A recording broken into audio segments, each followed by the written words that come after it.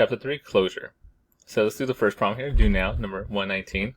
Kiyomi has 4 pairs of pants, black, peach, gray, and cream, and she has 5 shirts, white, red, teal, black, and lavender. If any shirt can be worn with any pair of pants, represent the sample space of all possible outcomes with both a probably area model and a tree diagram. How many outfits does she own? Yeah, you're probably hearing me pausing for a bit. I just realized how much work I had to do, and I did not leave enough space. So, probably area model. Probably not the... Okay, so if I'll do proper area model, if we're going to do that, I'll try to do it up here real quick. I need space. I don't have any space for this. Okay, I'm going to erase this. We don't need the picture.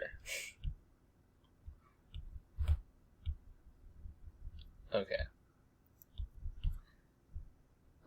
Let's do probability area model. My rectangle is so bad it doesn't want to do it. There we go. Okay, so this part's here going to be the pants. And we have black, peach, gray, and cream. Interesting pant colors. Okay, and then we have shirts here. And we have 5, white, red, teal, black, and lavender.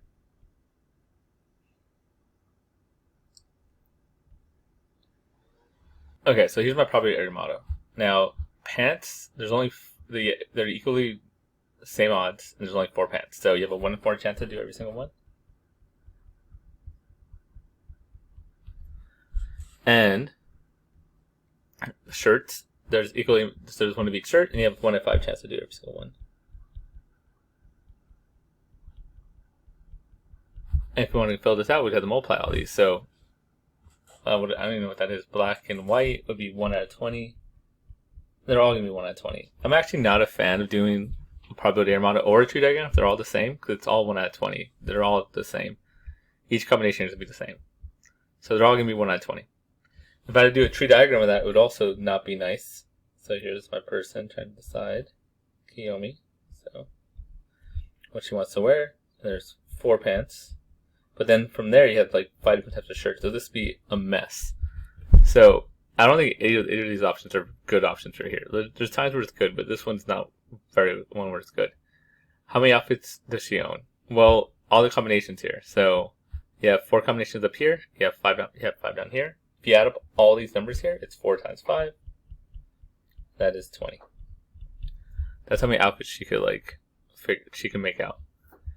The closet light is burned out, so Kiyomi must randomly select a pair of pants and a shirt. What is the probability that she will wear something black? Well, so we have black on both. Black and black. I guess that's the one time. So probably wearing something black. This is the one benefit. I didn't realize that these were both black. So black and black would be this row here. This. It's not highlighting for some reason. That's weird. Okay, well, it'll be this row here. Not sure why I couldn't highlight that spot. And this row here. Right, so I'm going to add up all these columns. 1 over 20, 1 over 20, 1 over 20, 1 over 20, 1 over 20, 1 over 20. So you got all these numbers. I have 1, 2, 3, 4, 5, 6, 7. So 7 out of 20 chance to wear something black. So that's one way to do it. Oh, I missed one more. 1 out of 20 down there. So 8 out of 20. So 8 out of 20 chance she's wearing something black. So that's the one benefit of using the diagram right here. Area model. In a certain town, 40% of the population has dimples. 70% have a widow's peak. Assuming that these physical traits are independent, what is the probability that a selected person has both dimples and a widow's peak? What is the probability he or she will have neither? Start by drawing a model to represent the situation. So this is probably unlike the last one, I think this is a really good one to do an area model or a tree diagram. I think both of these are good for this one. So if I was doing an area model, here we have dimples and no dimples.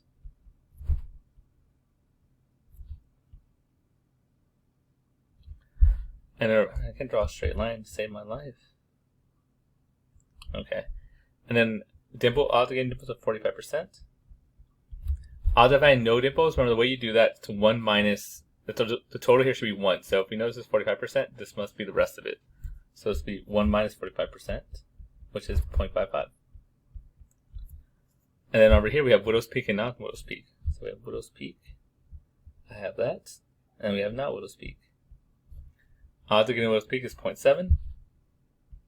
I sadly fall into that group. And then not having that condition is 0.3. Remember, 0.3 comes from the fact that both of these had to be 1. Then I can do all the combinations. You multiply these together. 0.45 times 0.7 gets me this, and this get me that, yada yada.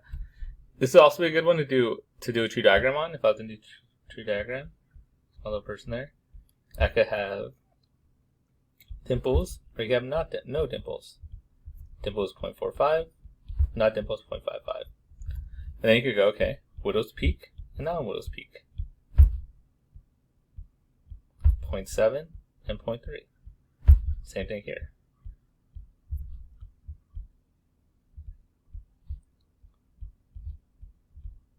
So either way works out. Now let's look at the first question. What's the probability that symmetric traits are independent? What is the probability that a random select person has both widow's peak and dimples? So let's do that first on this thing here. So if I want a widow's peak and dimples, that's this box right there. And we're highlighting this guy and this guy. So it's that box. Probably should do a different color. There we go. So that's widow's peak and dimples. So it's going to multiply those two things together. Bring on my calculator here. So 0.7 times 0.45. And I get 0.315. So both dimples and widow's peak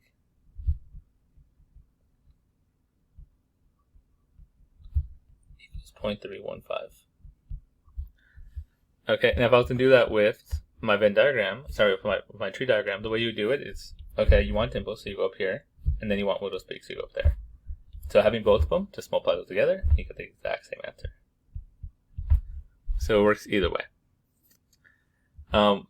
What's the next question? What's the probability that the rest of the question has both of that one? What's the probability that he or she will have neither? So neither of them. So that would be no widow's peak. So this one right here. And no dimples. So this right there. That's neither of them. And we just multiply those together. So bring up my calculator again. 0.3 times 0.55. You get 1.165. So odd having neither is 0.165. Like that. And again, if you were going to do it on the table here, it would be down here and then down here. Right? No dimples, no widow's peak. And you get the same answer, 0.165. So either way works out.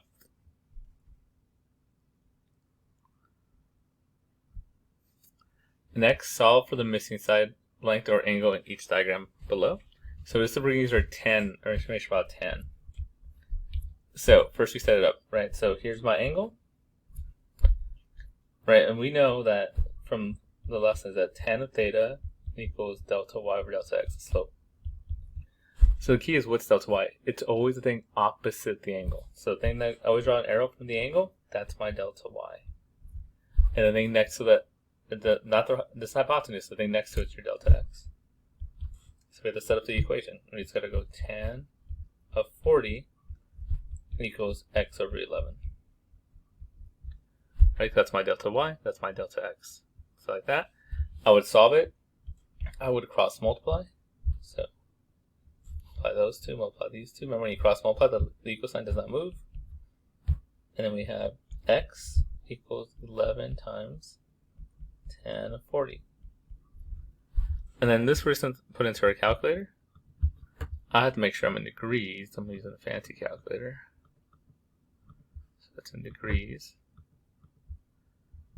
And then we're just going to do 11 times tan of 40. So 9.23. So x is about 9.23. Just like that. Next one, same idea. So highlight our angle. The one opposite is their delta y. So for this one, let me make some space first. Put that like down there. There we go. Honestly, let me undo that. Let me move that over here and make this one smaller so I can fit it all.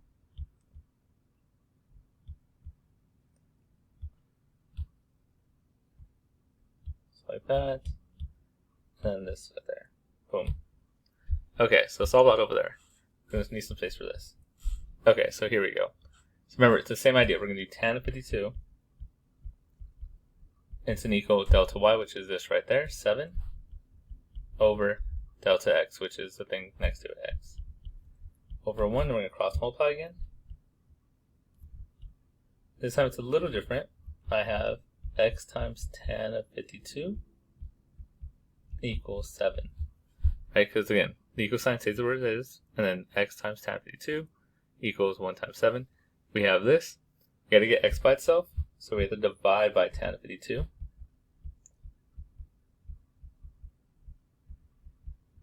So x equals 7 divided by tan of 52.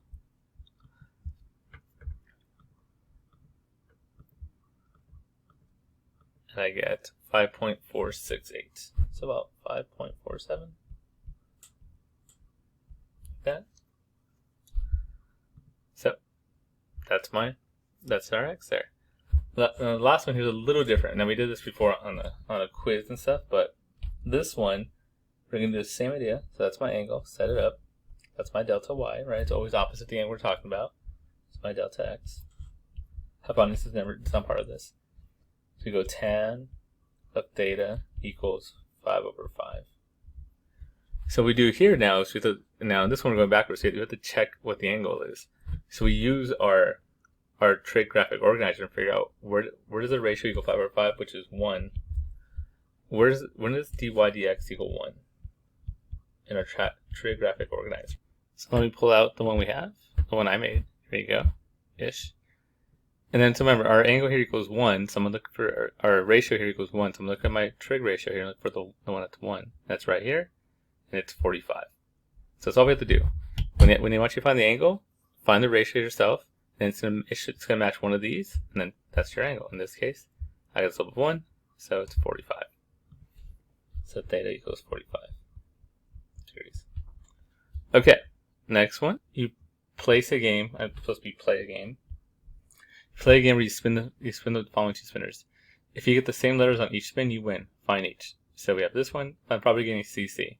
So first we're going to find the probability of getting C on both spins. So all that is, that's why I wrote here CC. It says find probability getting C on the first spin, and then we're going to multiply by probability getting C on the second spin. Now this one they give us the values. This one they do not, so we can make our own. These are all equally broken down. So 1/3, 1/3, 1/3. Now odds of getting CC, it's just odds of getting C the first time times the odds of getting C the second time, 1/3. So I get 3 over 24. Or if you want to reduce it, 1 over 8. So that's odds of getting CC. Now probably winning the game. So winning the game means that you're gonna get the same letter on both spins, like it says here.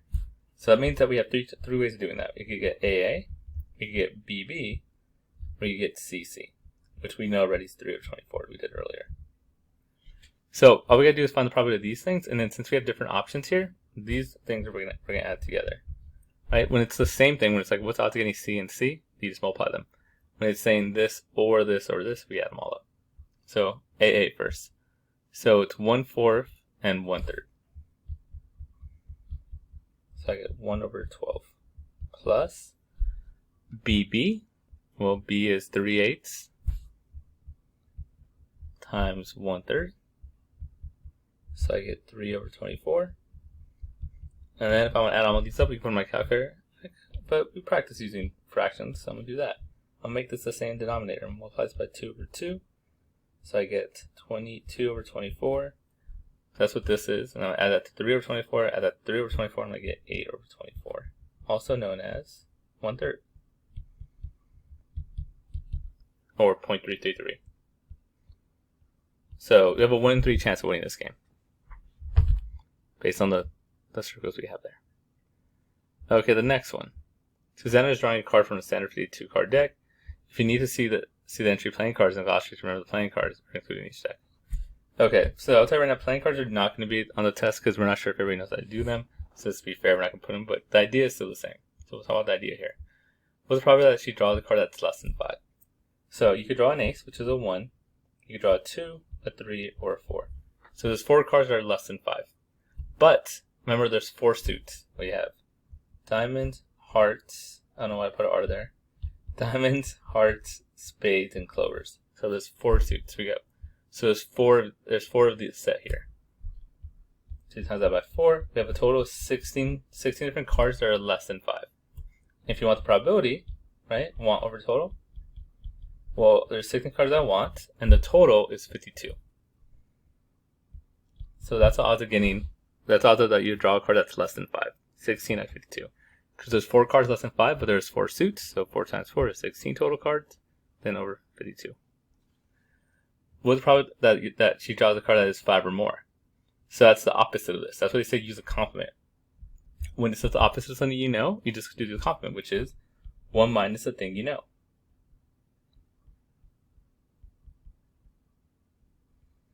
So we're going to do 1 minus 16 over 52. So you can put in your calculator, or do the math if you're going to do fractions.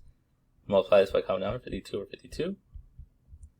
52 minus 16 is 30, let's see, it's minus 2, 50, so 34? 36, sorry, over 52. So that's the odds of getting a card that's bigger than 5.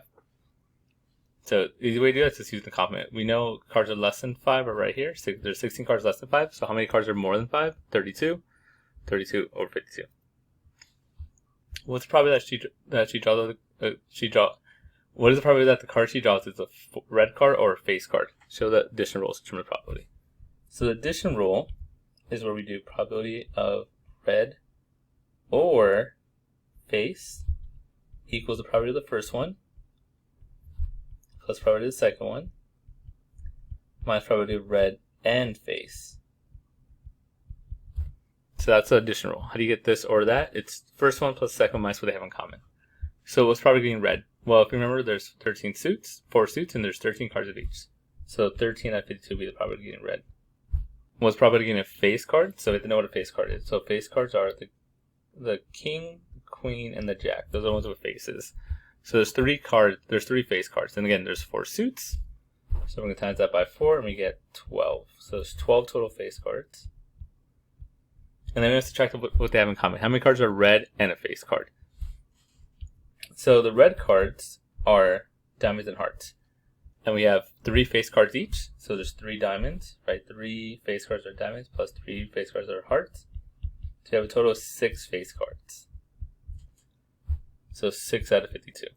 So what's going on? Those are the cards that we counted. Oh, actually, I forgot about red.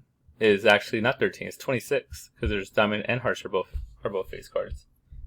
So that was bad. Let's erase that, but have it smaller. So that, if my mistake, is 26. That should be 26 plus 12 minus 6. So there's 26 red cards because diamonds and hearts, 13 each, is 26, and they're both red. There's 12 face cards in total. So right, king, king, jack times 4 suits, 12. And then we have to subtract off the things we double counted, that we counted here and here. So these 6 cards, right, the 3 face cards that are diamonds, 3 face cards that are hearts, we counted twice. We counted in the face cards and we counted in the red cards. So you subtract those off, and we get our answer, which is 12 minus 6 is 6, 32 over 52. And that's the answer to that one. Okay, let's do this next one. This next one's important. Probably going to see something like this on the test. And it's actually not that bad. These are 2 similar triangles here. So there's similar triangles, but there's a rule where you can split them up. So I can just put x over 6 equals 5 over 7. We can solve it that way. Hey, cross multiplication. 30 equals 7x. Divide both sides by x, 7. And we get x is equal to 30 over 7. So there you go. All right, so it is a similar triangle with the smallest triangle and the big triangle, but there is a rule we learned last year that if two triangles are like this are split by parallel lines, then the ratio of this guy over this guy is the same thing as the ratio of this guy over that guy. So if you do that proportion. And again, I just think you probably will see on the test. Stuff like this. Let's solve this one. Here's a triangle. Now the key of the triangle is that these marks here, right? These are isosceles triangles, which means these sides are the same, which means the base angles are the same. So this angle is equal to this angle, because these are isosceles triangles. So semi to each other.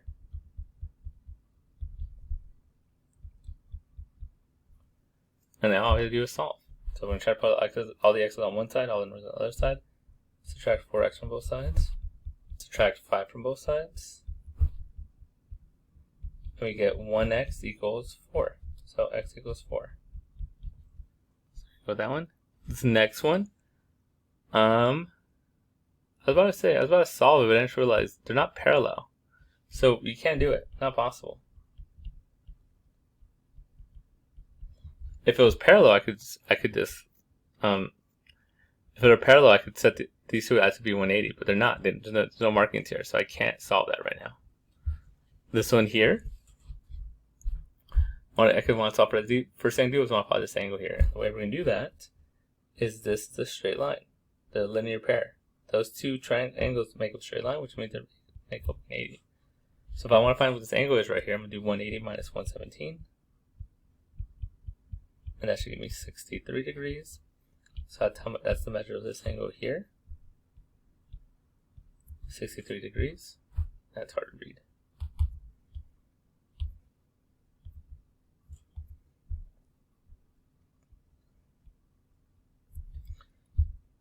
Okay, a little better. So 63 degrees because 180 minus 117. Now I have to find z. And the key there is this is a triangle. We know triangles equal 180. So if I add up 40 plus 63 plus z, it's an equal 180. So this is what 103 plus z equals 180 minus 103, and I get z equals 77. There we go. Next one, we're going to use a rule of probability to solve what we can solve. Calculate the measure of each angle below if possible. If not possible, explain why not possible. If possible, state reasoning. Okay, they want us to find B first. So the key thing here is what is parallel, what's not parallel. These bottom two lines are parallel. Good. These lines going up are parallel. So this line and this line are parallel. Very helpful. First one is to find B right here. So that's right there. So remember, these are parallel, so we have corresponding and we have all interior. Remember, corresponding is when two lines are parallel. It's a bad two lines parallel thing. Actually, two lines parallel, then corresponding angles are like these two, the ones that kind of skip. These two are parallel. All interiors, if you have two lines parallel. All interiors when the inside ones kind of skip, right? And on the inside, they alternate. Corresponding is that they correspond. B corresponds to 101. So B should be 101. I put corresponding. That only works when you have parallel lines. So that's the first one. 2, they want us to find F. Well, if I know that's 101, I can figure out what F is because these two make 180. Those two are supplementary. So I could go F equals 180 minus 101, which is 79. That's because these are supplementary. So now this is 79. Okay, M. M is over here. Now I cannot find them. These are not corresponding because these are not parallel. So N is not possible. Right, because these are not parallel. So you can see this angle here, if you got patty paper, these do not match. These are not parallel, so it doesn't work. No corresponding with those two. G. Well, I could find G, and I don't care because it only has to do with this right here. These are vertical angles. Right? This angle and this angle are vertical angles. So this is 101 also.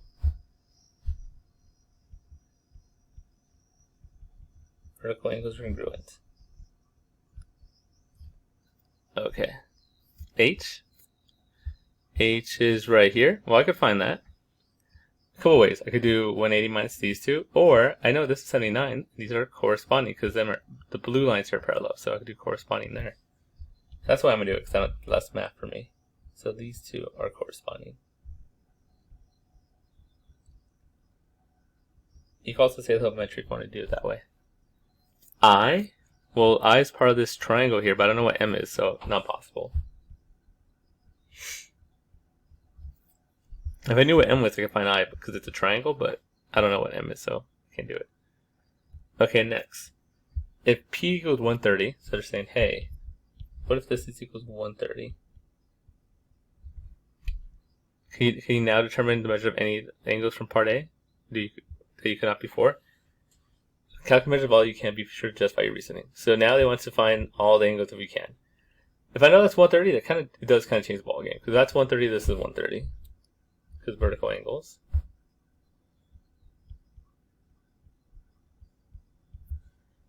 And I can figure out what K is, because these are 180. So if those are 180, I do 180 minus 130, and I get 50. So this must be 50, which makes this 50. Because vertical angles. And I could go around this whole thing. Remember, these are parallel also, so if that's 50, this is 50. Because corresponding, if that's 50, these are also parallel. These lines here are also parallel. So I correspond going down this way. And I could say, that is also 50. And these are vertical, so that's 50. Right, and since that's 50 and these are parallel, that's also 50 because of corresponding, and that's 50. Either because of vertical or because of all interior. If I know that's 50, I can figure out what T is because that's a straight line, and we know from the before that that's 130. Which makes this 130, which makes these 130 because of all interior corresponding. And then same idea here. If that's 50, this must be 50 because of vertical, and these must be 130. And then finally, could I find out what I is? Yes, I can. I use this one because that's a triangle, right? So if I wanted to find out what I is, I plus 50 plus 79 equals 180. So I can do the math. I plus, let's see, 129 equals 180. So 21, and then, 129. Then subtract off the 129. And I get I equals 51 degrees. So once you added P here, I could do parallel lines to everything and get the rest. Okay, last one. Multiply the following expressions. Use area mod if needed. So we can do the area mod here, or you can do normal distribution. It's up to you. If I was going to do the area mod, do that one first. If I was going to do the area model, it looks like this. And this is like 2x plus 5 and x plus 6. Right, and all we do is multiply these boxes. So x times 2x is 2x squared. X times 5 is 5x. 2x times 6 is 12x. And then 6 times 5 is 30. And then when we do the area mod, you gotta add these terms that are similar. Like terms, and you get 2x squared plus 17x plus 30. That's the area model. If you want, you don't have to do it that way because it says if you need to. You don't need to do it that way. You don't have to. Also, just distribute these if you want. I'll show you that way. Right, so if you're doing it that way, you multiply the first one by both terms in this guy. So you get 2x squared plus 12x. And then you move on and multiply the second term by both things in here. So plus 5x plus 30. Then you add up like terms. And you get the same answer. So it's up to you which way you want to do it. Same answer either way. Okay, B here. I'm going to just do distributions and see how that goes. So multiply that first term. Because people are really good at the area model, so I'm just going to do this way just so people can see something different. Multiply m by both of these. So I get 3m squared plus 5m. And then I'm going to multiply the next term by both of these. Negative 9m minus 15. Add up like terms. You get 3m squared minus 4m minus 15. So there we go.